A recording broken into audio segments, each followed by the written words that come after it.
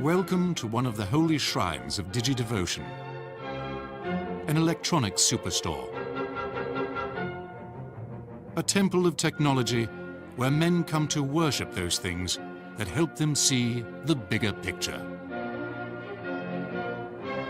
Get back in touch with those things that matter. And ponder the meaning of life. Yeah, it's all about toys. In the 21st century, a man is measured by his RAM and his ROM, as well as his brain and his brawn. We have a ritual now among guys. It's the spec roll call. Well, mine has a 600 gigahertz processor. What does yours have? It's our way of one-upping each other. If you ask Shaquille O'Neal, he'll tell you he's got to have the very latest, greatest tech gadget that's out there before any of his teammates have it. This has your entire CD inside of it. What is that? This is called a music clip from Sony. It is all a measure of him being cooler than everybody else. Better, faster, cheaper. It's somewhat amazing when you see faster processor speeds and at the same time less expensive processors, so that you get the benefit of both. But buying bragging rights costs money. Today, electronics manufacturers do just about anything to grab attention. And a piece of the $50 billion spent by consumers on digital products every year. Digital products let us stay connected to our work and our family. They let us take our entertainment, music, and movies with us just about anywhere. They let us record memories of our families growing up, special events in our lives. The driving force that's making television crisper, electronics smaller, and access to information faster is digital technology. Defining digital really comes down to looking at it as a language.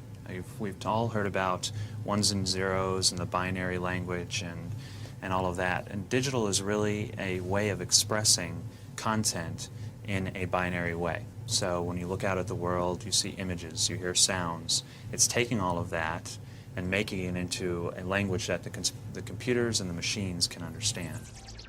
The computer language of ones and zeros lets us compress vast amounts of information down into manageable files for easier storage, manipulation, and transmission.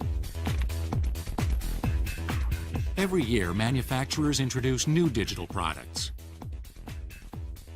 If this is a temple of technology, then the television is the altar at which men worship. Now digital technology is giving our old family friend a facelift. Digital television is the biggest thing to happen to TV since Elvis appeared on The Ed Sullivan Show. Digital television is the umbrella term for this new medium that will replace analog television as we've known it for 50 years. Digital TV refers to televisions which can receive and display digital signals. At the highest levels, it's all about a bigger and better picture. Each traditional broadcast station is allocated 6 megahertz of bandwidth. Think of bandwidth like a highway, and each lane is 6 megahertz wide. With digital TV, the signal is compressed, meaning more traffic can fit down that same 6 megahertz lane.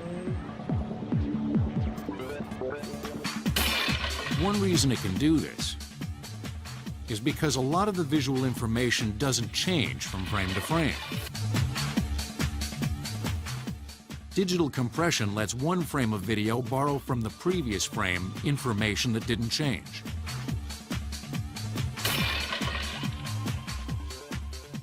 Digital TV can provide 4 or 5 standard resolution channels simultaneously.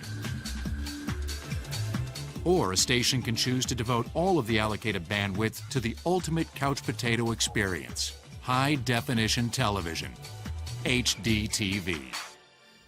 HD TV is better than being there. It's the ultimate home theater experience with 5 times more information on the screen than analog television. It's really TV on steroids. Why is digital television better? Well, there's basically 2 reasons. One is the modulation scheme that allows for error-free transmission and reception, and the other one is the video compression, the allowing of more information to be transmitted. If we look at this comparison between standard analog television and digital television, on the analog transmission, we can get ghosts, which is a reflection of the main signals. The transmitted signal bounces off of a hill, a tree, a building, and is reflected and arrives at the receiver slightly delayed, and we get two images.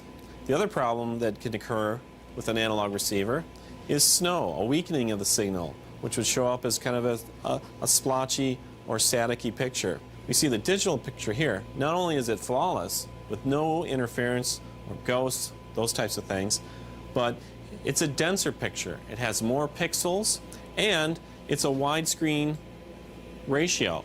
So if we compare the two, the image here is cropped and cut down. In 1996, the Federal Communications Commission accepted HD TV standards. More and more networks are offering HD TV programming, at least part of the time. Over the next 10 to 15 years, all broadcast TV will be digital. That means you're going to have to get rid of Old Faithful or buy a set-top box to convert the digital signal. But digital television isn't the only reason people are demanding better TV monitors. Another digital device introduced in the mid-1990s has become the fastest-selling consumer electronic product in history. The DVD is an optical disc, and in many ways it looks like a CD. On the front side, of course, you have the label. The information is actually on this side. And if you could take a microscope and look, you'd see embedded, sort of in pits and craters, the ones and zeros of the digital language. The digital language has become the universal language now. And that provides the information. A digital versatile disc player, like a compact disc player, uses a laser to read a microscopic spiral track that holds about 7 times more information than a regular CD. The track, if unspooled, can be over 7 miles in length. Unlike a CD, some DVDs have more than 2 layers and use a smaller laser track to cram more information onto the disc. That's why you get all those added features, such as director commentaries and deleted scenes. And if you're comparing DVD to VHS, there's really no comparison. DVD offers a much better picture. 480 lines of resolution, as opposed to 240 or 250 lines with VHS. The problem with the VHS tape is it was great when it came out, but this tape that's inside here, it only lasts like 20 years, and then the picture fades. And guess what? The dog can bite this up. I can just destroy this super easily. A DVD, on the other hand, will last a very long time. It has an acrylic coating on the outside. There's aluminum on the inside and also carbon. It is very, very difficult to break this. And if you don't damage it, you can keep it up on your shelf and it will last hundreds and hundreds of years. The DVD recorder will take away the VCR's last advantage. Also threatening the VCR's 30-year reign is the recent introduction of another digital wonder, the PVR, the personal video recorder. TiVo, Replay TV, and others offer set-top boxes, which are basically computer hard drives that digitally record TV programming. So you get that great, clear digital picture. They have a commercial skip function. It allows you to pick a program guide. Let's say that I'm a big fan of Star Trek. It'll find all that content and automatically record it for me. Some PVRs allow you to share programming with other PVR owners. That's great news for Trekkies everywhere. But networks are worried you'll skip those things that keep them on the air. And studios are worried you'll never rent another DVD. As sharing programming becomes as easy as downloading MP3 files. But these types of issues are nothing new. The VCR faced similar attacks in the late 1970s. The motion picture industry sued Sony, maker of the Betamax VCR, to try to stop VCR manufacturing. But in January 1984, the U.S. Supreme Court ruled that private home videotaping did not constitute copyright infringement. Will history repeat itself with a PVR? Stay tuned. One day, maybe in the next 5 years, a high-res digital TV monitor will cover your entire living room wall. But historically, digital technology has been all about miniaturization. We have to be cool, and we do want the biggest hard drives and the most powerful, and we also want the smallest. This is the only place where men argue mine's smaller than yours in wireless phones. One way to understand how far digital technology has come is to look back at the first electronic digital computers. The first Univacs had the computing power of your $10 digital watch. Yeah, it was really low. Now they're classic dinosaurs, big, slow, and extinct. What truth spurred their invention? Easy. Math is hard. The very first calculators were human fingers, or digits, the root word for digital. Digits work well until you run out of fingers and toes. To help keep track of larger numbers, the ancient Chinese used an abacus. Its shiftings are similar to the decimal number system, and it's capable of doing addition, subtraction, multiplication, division, and even square roots. But the first mechanical calculating machines didn't appear until the mid-1600s. The famous French mathematician, Blaise Pascal, invented one of the earliest in 1642. Then, around 1833, Charles Babbage, an English inventor, envisioned what he called the analytical engine. More than a sophisticated calculator, the analytical engine could be considered the first mechanical computer. Babbage imagined all of the basic components of a modern computer. Punch cards acted as input. Calculations were done automatically by the mill, an early central processor, by spinning hundreds of intricate gears, shafts, and number wheels. But Babbage never built the machine. His proto-computer crashed before he could complete it. A victim of imprecise tools and a lack of funding. It wasn't until much later that World War II helped spawn the first true electronic digital computers. One of the earliest in America was the electronic numerical integrator and computer, better known as ENIAC. The ENIAC was designed to quickly figure firing tables for artillery pieces headed to war. Firing tables allowed gunners to correctly aim their guns in different ranges, altitudes, temperatures, and wind conditions. ENIAC was about 19,000 vacuum tubes. It required an enormous amount of people to maintain it and run it. ENIAC was huge, 100 feet long with a weight of 30 tons. It contained almost 70,000 resistors, 10,000 capacitors, and 6,000 switches. It could perform up to 5,000 additions, 357 multiplications, and 38 divisions every second. But ENIAC wasn't completed until 3 months after Japan surrendered.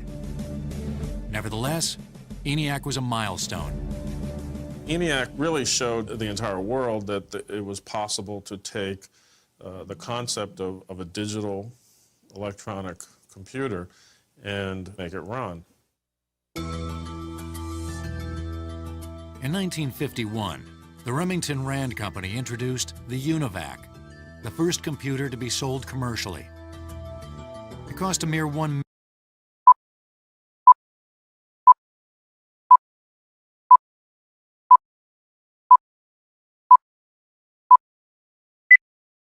million for an entire setup. The UNIVAC was a much faster machine than ENIAC, but only used 5,000 vacuum tubes, as opposed to ENIAC's 19,000. Although the Pentagon, General Electric, and DuPont all used UNIVACs, computers were still too expensive for most businesses. It would take two little inventions, the transistor and the integrated circuit, to shrink the price tag and the size of the computer itself. In 1959, Robert Noyce and Jack Kilby, engineers for rival transistor manufacturers, independently came up with breakthroughs that led to the same revolutionary idea: an entire network of electronic components, transistors and all, incorporated onto a single chip of silicon. You took out all the sun lamps and the heat generated by the vacuum tubes, and you reduced the power requirements, but at the same time you're increasing the speed. But what really made the computer a ubiquitous device was the advent of the microprocessor. Basically, an entire computer on a chip. Working with a Japanese company on a new line of high-performance programmable calculators, Intel introduced the 4004 chip in 1971. The $200 chip delivered as much computing power as the ENIAC did in 1945. The 4004 opened the door to the personal computer revolution. As chip prices came down, a few inexpensive build-it-yourself computer kits started appearing on the market.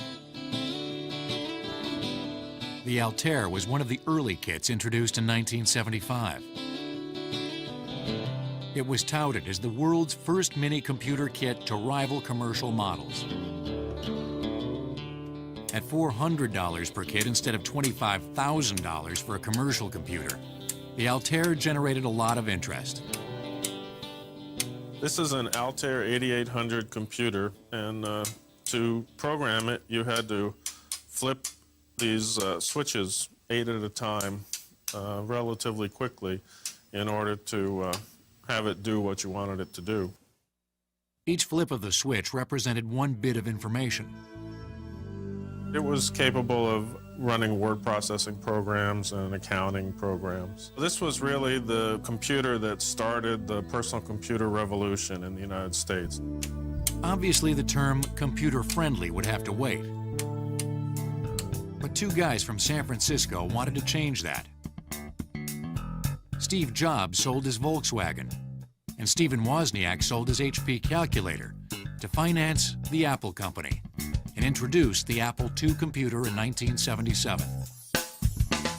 It was a plug-and-play device with no wires to solder. It was also reasonably priced at $1,200. The Apple II was a huge hit. Soon other companies introduced competing products.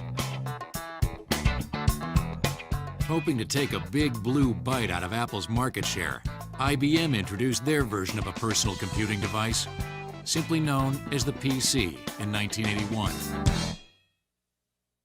Then the digital dam really burst. Today, microprocessors are in everything from refrigerators to Fords, watches to water sprinklers. They are the on-ramps to the information superhighway. And miniaturization didn't stop at the desktop or even the laptop. Some of the most popular digi-devices today can fit in your shirt pocket. Case in point, the PDA, or Personal Digital Assistant. Sony's latest Collier handheld, the NR70V, is the first handheld in the industry to feature a built-in digital camera that allows you to take really quick snapshots of your friends and family in very candid moments. And also, it's got a headphone jack so that you can listen to your MP3 files from wherever you're going. And because the MP3 files are stored on these tiny little memory cards, you can take them wherever you go. This might be the latest technology, but the PDA revolution started around 10 years ago. The Apple Newton was really the first attempt to have a small handheld device that could function like a big desktop computer. It was capable of sending and receiving email. You could use it like a word processor. It had a pen that you could take notes with, and then it would translate it into typed text. It was a fairly versatile little device, but it didn't appeal to the average computer user at that time. And part of that was because of the expense. Introduced in 1993, the Newton was several years ahead of its time. but cost around $1,000. And consumers weren't quite ready to carry around their computer.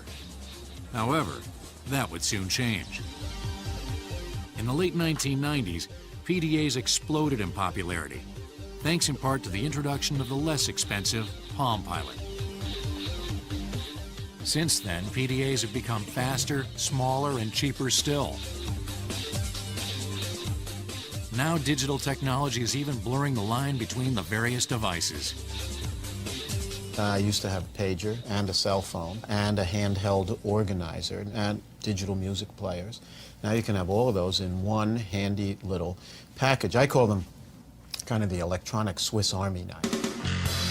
For millions of guys, this is their all-purpose tool of choice, even if it doesn't yet have a corkscrew or tweezers. For some guys, the race to get the latest and greatest digital gizmos is a never-ending marathon. Each year, electronics manufacturers introduce hundreds of new digital products.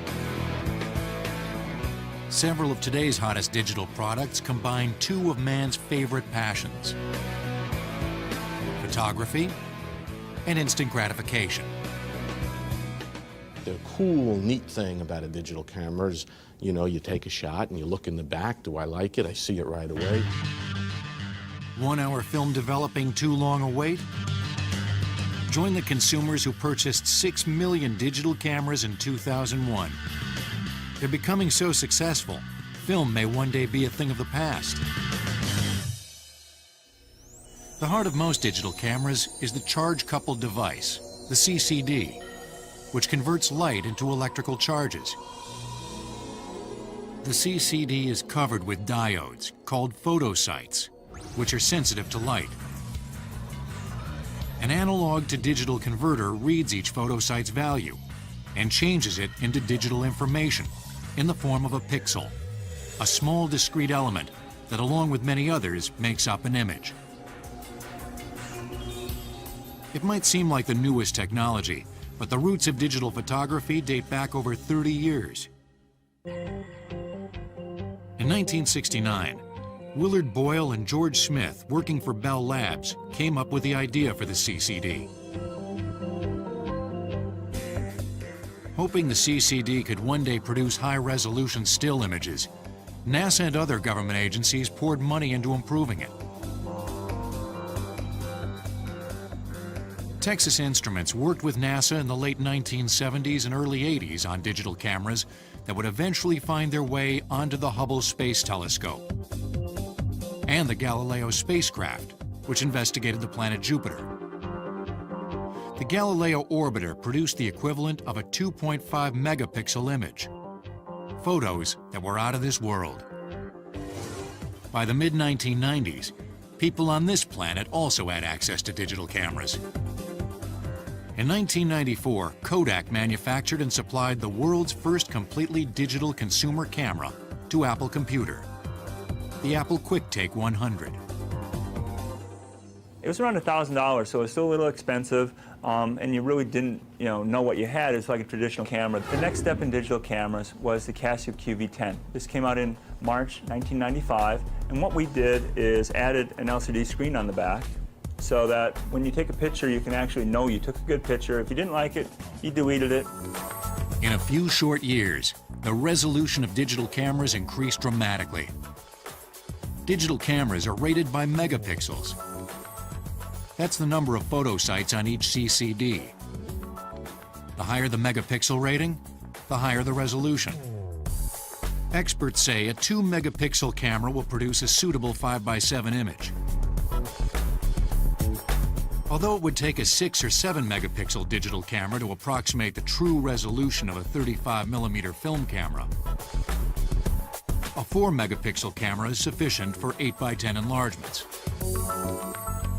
Cameras are just getting much smaller and easier to use. This is the Casio Excellum camera. It is 1/2 inch thick.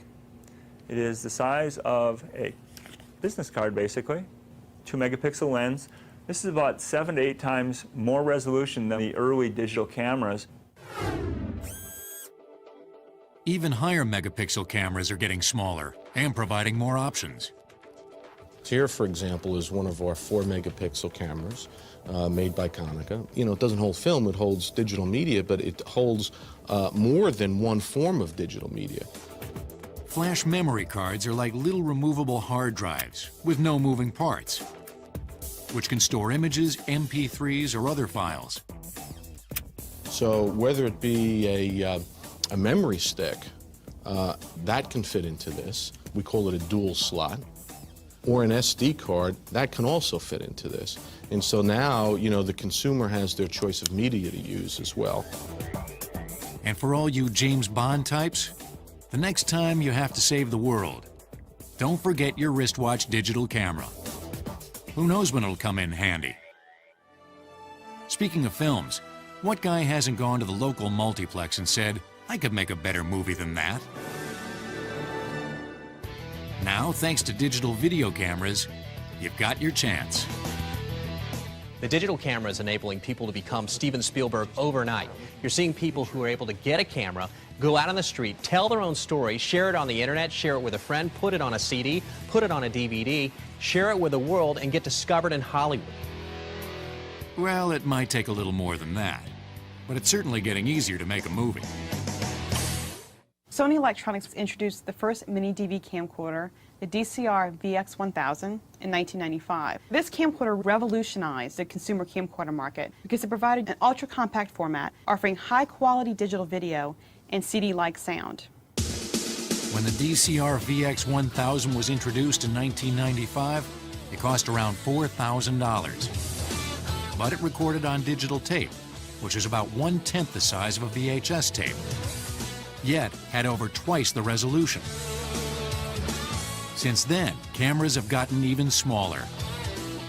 The DCR IP5 micro-MV camcorder weighs a mere 12 ounces and can fit into your shirt pocket. You can actually even wear it on your belt, so it's something that you can take with you wherever you may go. The micro-MV cassette is 70% smaller than a standard mini DV cassette, which allows this unit to be much smaller in size. This tape records 60 minutes of digital video and CD quality sound. So, if you have the camera, all you need are lights and some action. That is, if you're satisfied with hours and hours of raw footage. No need to worry.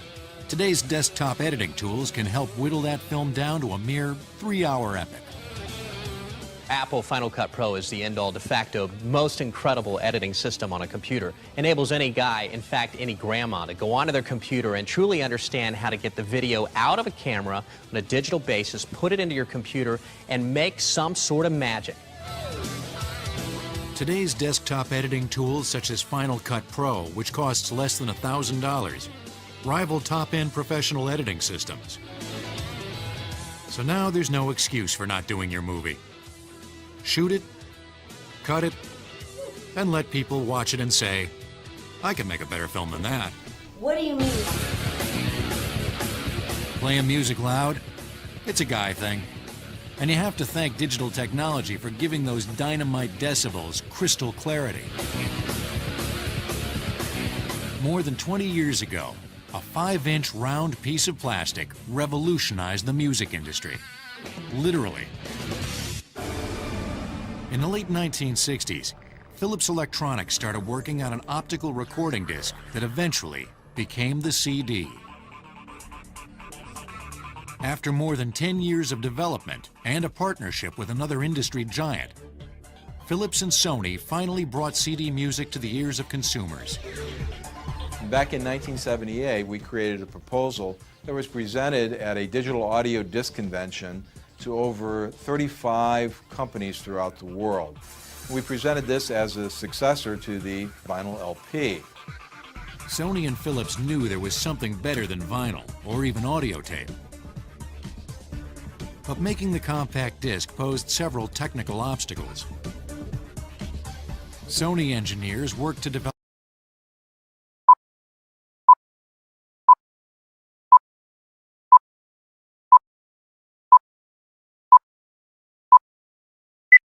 a sophisticated error correction system, while Philips focused on creating a reliable optical laser. Information is stored on a CD in a spiral track as pits and bumps. representing the ones and zeros of the digital language. Well, once a compact disc is inserted into a player, the optical pickup emits a beam of laser light that detects the presence or absence of the microscopic pits. The digital signal is amplified and then sent to your speakers. The beauty of digital is that it's not susceptible to signal degradation, meaning the 100th copy is just as good as the original. With analog audio, music is reproduced in a series of waveforms, now each of which varies in frequency and loudness. In contrast with digital audio, each waveform is captured or sampled over 44,000 times per second. And then we assign each sample a quantity value of up to 16 bits. The compact disc itself is made by pressing a clear piece of polycarbonate plastic in a die which embeds the microscopic pits. A thin layer of aluminum goes on next to reflect the reading laser light. A protective acrylic layer is then sprayed on and the label goes on over that. In 1982, the compact disc player hit the shelves. Although only 35,000 units were sold in the US that first year, the CD player has been climbing up the charts ever since, with total sales of more than 1 billion worldwide today. The CD revolutionized the quality of personal audio. But one invention in the 1990s transformed the way millions of people shared music. The surprising thing to us about MP3 is that it's actually not as good as CD quality. But the fact that you have consumer choice and the ability to carry it around and it still sounds really good is what's made it successful. MP3 stands for MPEG-1, Layer 3. It's a compression standard that allows people to shrink music files down to 10% of the original recording without much quality loss. It works its magic by utilizing a compression algorithm that mimics the characteristics of human hearing. The MP3 algorithm discards those sounds that the ear can't perceive as well. For example, the ear can't hear softer sounds at the same time that it's hearing louder ones. An MP3 recording would throw out those softer sounds. The popularity of MP3s exploded on the internet as users discovered they could easily encode and share these smaller files. By 2000, peer-to-peer networks, such as Napster, were gaining a lot of attention from both consumers and the recording industry. But the history of the MP3 dates back another 13 years.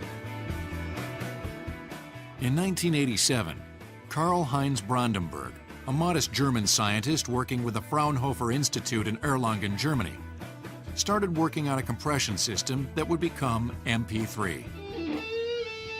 After several years, Brandenburg and his colleagues at the Fraunhofer Institute found a compression system that both maintained suitable quality, yet significantly reduced file size.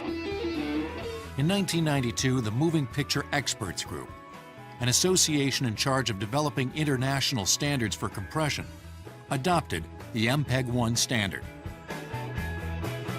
But Brandenburg's compression system took lots of computing power that wasn't available on most home computers at the time.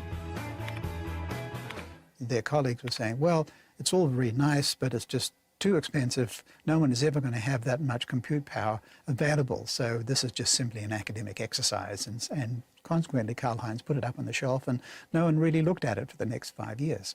But within 5 or 6 years, that amount of computation was suddenly available to people on their desktops. Suddenly, this became the hottest thing. In 1998, Diamond Multimedia introduced the first portable MP3 player. There came the huge revolution of MP3 players. Instead of wearing a cassette player or a CD player when you go running, now everybody's got a little tiny micro digital MP3 player on their sleeve, on their wrist, on their arm, and that stores music that you can play back just about anywhere you want. There are even MP3 watches. And the next generation of music compression promises even greater potential. Barry Vercoe, working at MIT's Media Lab, was a big contributor to the MPEG-4 audio format. And what we have in MPEG-4 audio is essentially postscript for audio. That is to say, instead of sending the audio in its full frequency format, what you're sending is a representation of the little components of the composition and where to put them in time. Instead of transmitting a complicated composition, it's like sending the sheet music and letting your computer do the hard work. You suddenly have a huge reduction in the size of the information that's sent.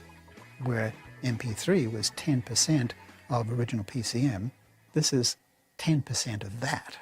So now we're down to 1% of the original PCM in MPEG-4 format. Now, if you thought that MP3 did a job in the music industry, wait until MPEG-4 hits the fans. Smaller files mean songs can be sent even faster. While record labels might not believe in the motto, share and share alike, because it's cutting into their record sales, plenty of music lovers do. In 1999, the word MP3 surpassed the word sex as the most searched term on the Internet's top search engines. Welcome to the Massachusetts Institute of Technology in Cambridge, Massachusetts. Here at the Media Lab, technology is born. Students work at computer screens with an apple in one hand and the next revolutionary digital technology in the other.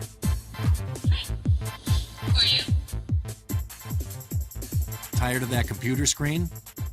How about a tangible interface instead?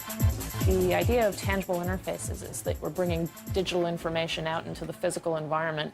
So rather than working with conventional graphical user interfaces and keyboard and mouse, sort of generic controllers that let you control a large variety of applications on the computer, we're bringing digital information into physical objects that we can manipulate with our hands and sort of spreading it onto surfaces and into spaces. I've developed this tangible interface platform for exploring multiple viewpoint stories. So here I'm using physical pawns as a means of interacting with a story. So I have these graspable objects that are wirelessly sensed on this interaction surface. And as I place, each one represents a character. So if I want to see where two character stories overlap, I can simply touch them together. So there's actually not a great deal of overlap between those two at the moment. This fourth object here, the lens-like object, is actually a selection tool that lets me view the content from each of the clips. And it'll play back on the monitor here. That's my house. It has no shape to it. It's like a big giant square. It kind of combines both sort of a game board with a more storytelling side, kind of conventional cinema. Can't get a song out of your head? Why not search for it online? Don't remember the title? No problem.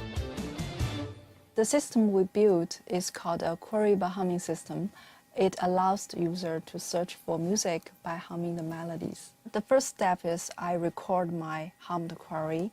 Da da da da da da da da da da da da da da da. The computer will try to compute the pitches of each note and the beats automatically in real time. Now I got the right result.